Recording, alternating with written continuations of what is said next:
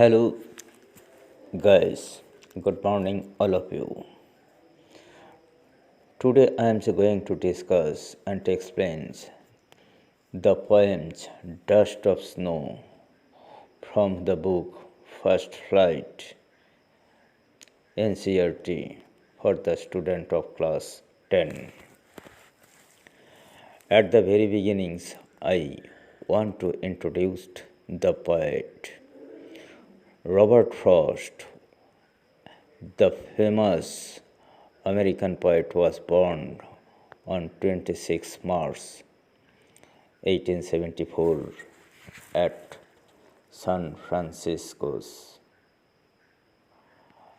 California, USA, and he was died on 29 January 1963 at Boston, Massachusetts, in America. He was showered a number of awards from American Academy of Arts like gold medal and Pulitzer Prize for his achievement in composing poet. Robert Frost एक American poet है। उनका जन्म 26 मार्च 1874 में हुआ था और उनका मौत हुआ था 29 जनवरी 1963 में। ये जो पोएम है डस्ट ऑफ स्नो, ये एक सिंबलिज्म है। क्या चीज़ का symbolism? Natural Joy and energy. तो इस पोएम एक्सप्लेनेशन करने के पहले आपको जानना चाहिए इसको राइमिंग स्कीम क्या है। देखिए, rhyming scheme of A poems is determined by observing the last word rhyming word of each line. So here you can see, आप देख सकते हैं कि फर्स्ट लाइन के लास्ट क्रो है, उसके बाद सेकंड लाइन में मी है, कोनो मिल है नहीं, कोई भी मिल नहीं है इसमें। फिर क्रो के साथ स्नो का मिल है, फिर मी जो था मी के साथ ट्री का मिल है। तो इसमें आपका राइमिंग स्कीम हो जाएगा कि ए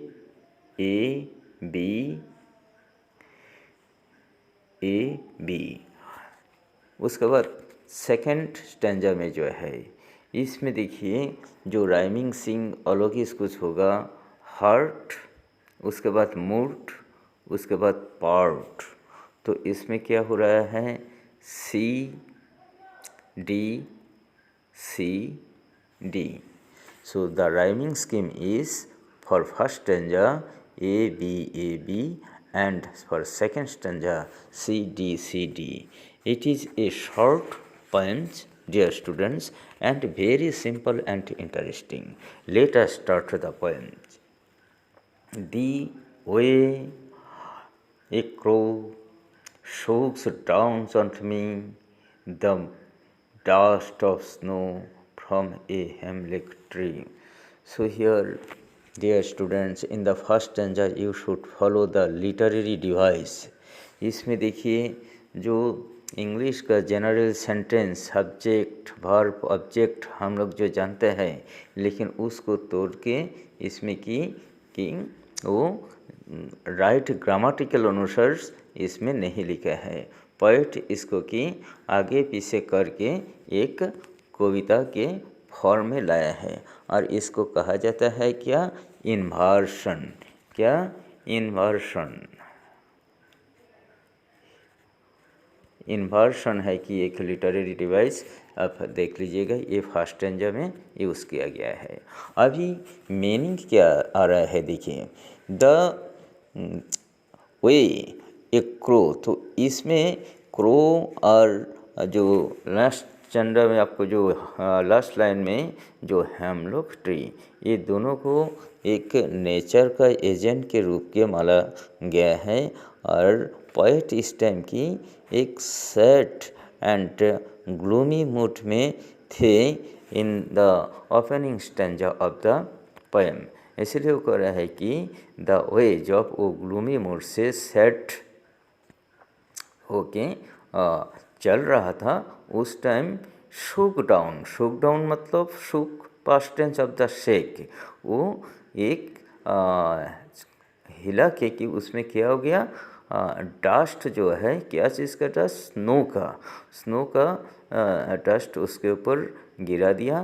किसने, एक क्रो ने, क्योंकि वो आके उसका ब्रांच में बैठ गया है, इसीलिए वो ज़रा हिलने लगे, शेकिंग होने लगे। तो पेड़ के ऊपर ये हेमलॉक जो एक पॉइजनस ट्री है उसका ट्री से ये डस्ट लगने के बाद उनको क्या हो गया, has given my heart a change. तो has given my heart a change of mood. तो इसमें कवि राइटर्स जो एक बैड मूड में था, ग्लूमी मूड में था, ये जो अभी डस्ट गिरा है उसके बॉडी के ऊपर कि स्नो का डस्ट, ये उसका एक चेंज मूड लाया। ये कैसा चेंज है, ये change from bad to good. ये जो एक सैड और डिप्रेशन मूड में थे पोएट, तो उससे अभी वो कहाँ शिफ्ट हो गया है, टू जॉय एंड ऑप्टिमिज्म। अर्थात बुरा से अच्छा कंडीशन में वो आ गया है। Now his heart is lifted and he is feeling happiness. ये हैप्पीनेस फील करके वो कह रहा है कि and saved some parts of a day I had rued. तो रीव्ड मतलब क्या है, हेल्ड इन रिग्रेट, जो बहुत दुख के साथ वो दिन बिता रहे थे, लेकिन ये क्रो उसको ऊपर कि हेम्प्सलॉक ट्री से स्नो डस्ट गिरा के उसको मूड चेंज कर दिया है। और कैसा चेंज हुआ है ये कि बुरा से अच्छा, वो डिप्रेसिव मूड में था, अभी वो ग्लैड हो गया, हैप्पी हो गया है। एंड सेव्ड सम पार्ट मतलब उसका ये दिन का जो बाकी हिस्सा है ये उसको ग्लूमी मूड से इसको सेव कर दिया है। Of a day I had rued, उसका कि एक दुखी दिन से, जो दिन उसको उसका जो दिन बहुत खराब ढंग से बीतने के लिए जा रहा था, लेकिन बीच में ये कौवा जो है, क्रो जो है, हेमलॉक ट्री से डस्ट गिरा के उसको क्या कर दिया, शुभ बना दिया वो दिन। तो इससे पोएट यही कहना चाहता है कि जो बुरा एजेंट है, अर्थात नेचर का क्रो, कौवा और हेमलॉक जो ट्री होता है, पॉइजनस ट्री, ये दोनों को खराब माना जाता है। लेकिन पोएट अभी ये कहना चाहता है कि जो खराब एजेंट है प्रकृति का, नेचर का, वो भी हमारे भला कर सकता है। That is the better agent of the natures like crow and hemlock tree can change the situation, bringing some good and removing the bad. Hope you have got the idea. And here some important literary device. See in line number 2, shook down on me। तो इसको कहा जाता है कि assonance की, शुक and down on me, इसमें ओ sound जो है ये प्रोमिनेंट हो गया है, इसलिए एक ही assonance. Then in fourth line से देखिए, फ्रॉम ए हेमलॉक ट्री, ये जो पॉइजनस ट्री को with the small white flowers जिसमें रहते हैं, ये एक इमेजिन किया है जिसमें कि प्रकृति का एक ऑट एजेंट के साथ। उसके बाद देखिए सेकेंड स्टैंजा का जो फर्स्ट लाइन है, हैज़, फर्स्ट वर्ड है हैज़ एंड लास्ट वर्ड है हार्ट।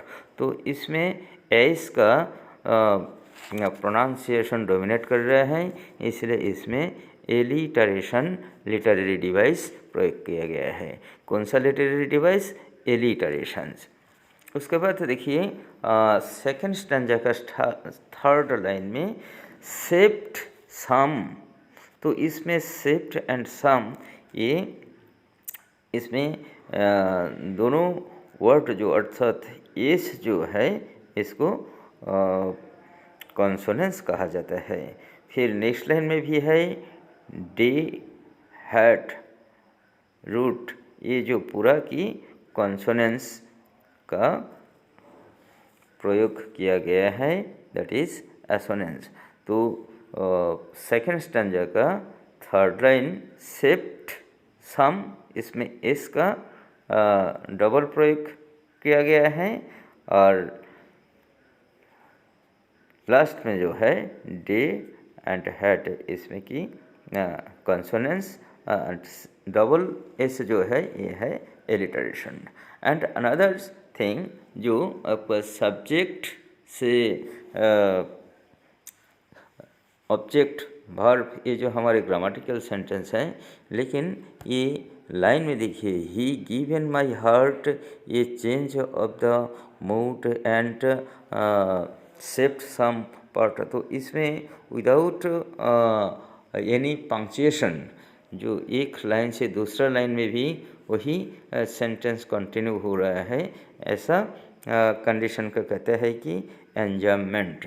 तो एंजाममेंट भी इसमें फर्स्ट स्टैंजा में भी यूज़ किया गया है। देखिए दी वे ए क्रो, तो अकॉर्डिंग टू ग्रामर्स सबसे पहले सब्जेक्ट ए क्रो होना चाहिए, लेकिन इसमें वो हुआ नहीं। तो ऐसा कंस्ट्रक्शंस में जब यूज़ किया जाता है उसको कहा जाता है कि एंजाममेंट।